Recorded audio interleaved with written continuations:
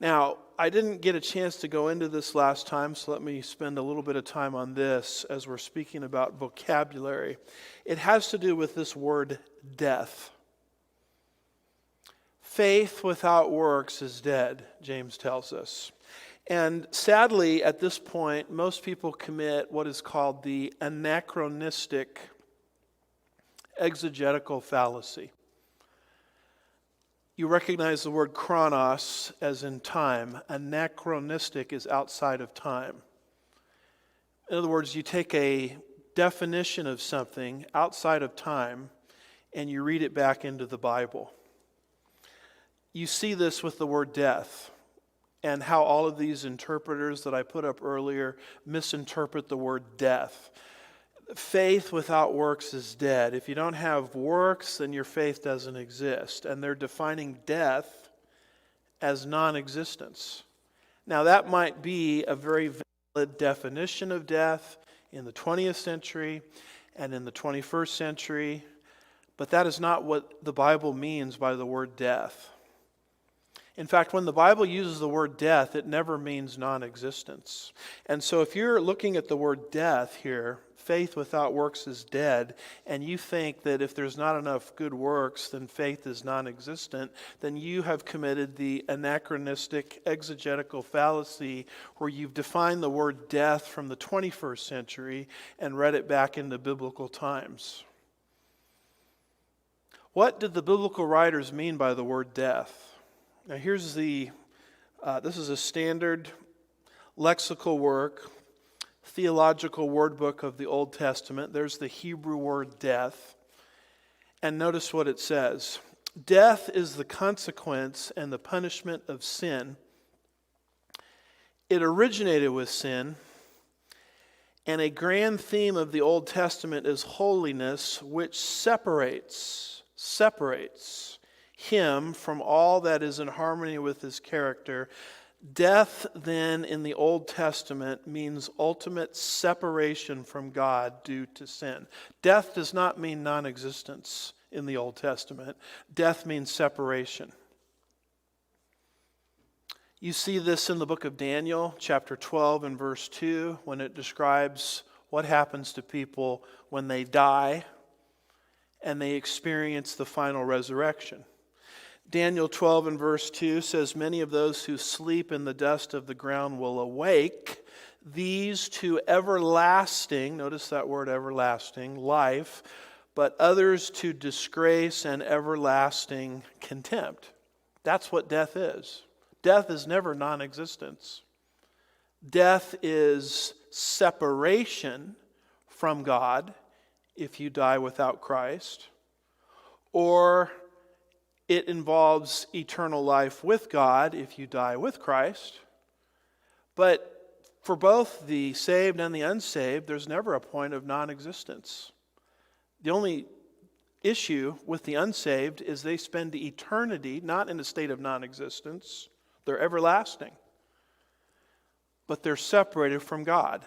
Death equals separation in the Old Testament. Death does not equal non-existence. And you say, well, is that true in the New Testament? And it is true in the New Testament. Here is the Greek word for death. Here is Thayer's Greek-English lexicon, a standard work. And it says, concerning this Greek word death, that separation, whether natural or violent, of the soul from the body, which the life on earth is ended. What happens to a person when they die? Their soul and body separate. That's what death is, separation. But the soul doesn't ever stop existing for both the believer and the unbeliever. It continues on and on and on. So if you're coming to this word death here in James 2, faith without works is dead, and you're saying that if there's not enough works, then faith is dead or non-existent, then you're automatically violating the standard Greek and Hebrew definition of what constitutes death. Notice Matthew chapter 25. Notice verse 46. These will go away into eternal punishment. but the righteous into eternal life. You'll notice that when people die, nobody stops existing. The unsaved go into eternal punishment, and the righteous or the saved go into eternal life. And I just need to drive this point home, because for whatever reason, people, when they see this word death in James 2, and they develop a theology which says, well, if there's not enough works, then faith never existed. They're going against everything the Greek and Hebrew language communicates. Might be a valid definition of death in the 21st century, but that's not what the Bible means here at all. Notice, if you will, Luke 16, verses 22 through 25. It says, "Now the poor man died and was carried away by the angel to Abraham's bosom, and the rich man also died and was buried." Now, if death here means non-existence, then when these two died, when the rich man died, he would stop existing, right? But you keep reading here, he didn't stop existing. Because in verse 23 it says, "In Hades, he," that's the rich man that died, "lifted up his eyes." Does it sound like he stopped existing there? "Lifted up his eyes, being in torment, and he saw Abraham from afar off. And he cried out, 'Father Abraham, have mercy on me and son Lazarus, so that he may dip the tip of his finger in water, and cool off my tongue. For I am," present tense, "in agony in these flames.' But Abraham said, 'Child, remember.'" In other words, he could remember, he could think back, he could lift up his eyes, he could cry out, he could experience agony.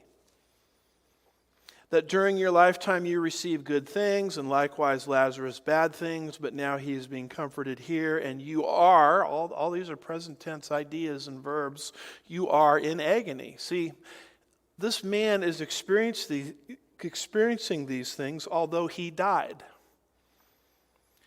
So quite clearly here, died or death does not mean non-existence. What this man is experiencing is separation.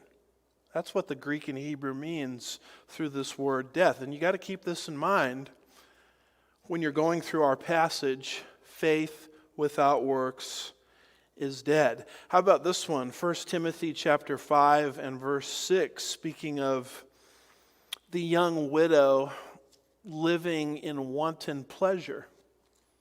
What does Paul say about her in 1 Timothy 5 verse 6? "But she who gives herself to wanton pleasure is dead even while she lives."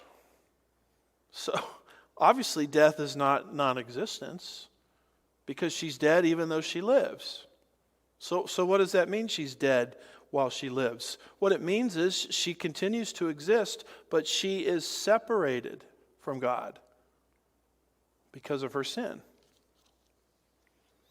So all of this needs to be factored in when you see this expression, faith without works is dead.